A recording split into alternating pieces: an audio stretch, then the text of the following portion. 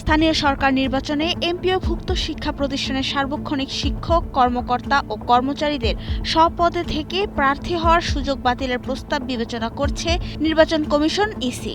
প্রার্থী হতে হলে চাকরি ছাড়তে হবে। এই বিধানসহ সিটি কর্পোরেশন, পৌরসভা, জেলা, উপজেলা ও ইউনিয়ন পরিষদ আইনে একগুচ্ছ সংশোধনী আনার সুপারিশ সরকারকে পাঠানোর প্রস্তুতি চলছে বলে ইসির সূত্রে জানা গেছে।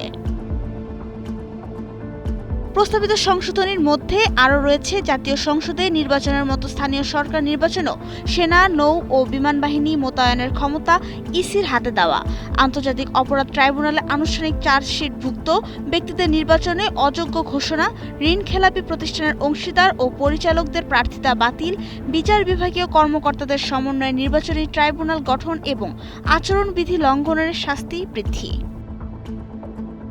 ইসির কর্মকর্তারা জানান, শিক্ষা মন্ত্রণালয়ের এমপিও নীতিমালায় ও বিভিন্ন স্থানীয় সরকার আইনের মধ্যে সামঞ্জস্য আনতেই এসব প্রস্তাব তৈরি করা হয়েছে। খসড়া ইতোমধ্যে প্রস্তুত হয়েছে এবং চলতি সপ্তাহে সরকারের কাছে পাঠানো হতে পারে।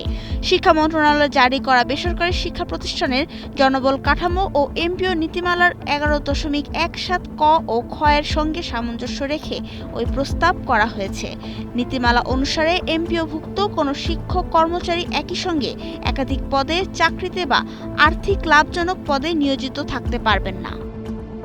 নির্বাচন কমিশনের সিনিয়র সচিব আক্তার আহমেদ বলেন, বিভিন্ন আইনে একই বিষয়ে ভিন্ন ভিন্ন বিধান রয়েছে, সেগুলো একীভূত করার লক্ষ্যে প্রস্তাব তৈরি হয়েছে। তবে এটি সরকারের কাছে পাঠানো হবে কিনা সে সিদ্ধান্ত নেবে কমিশন।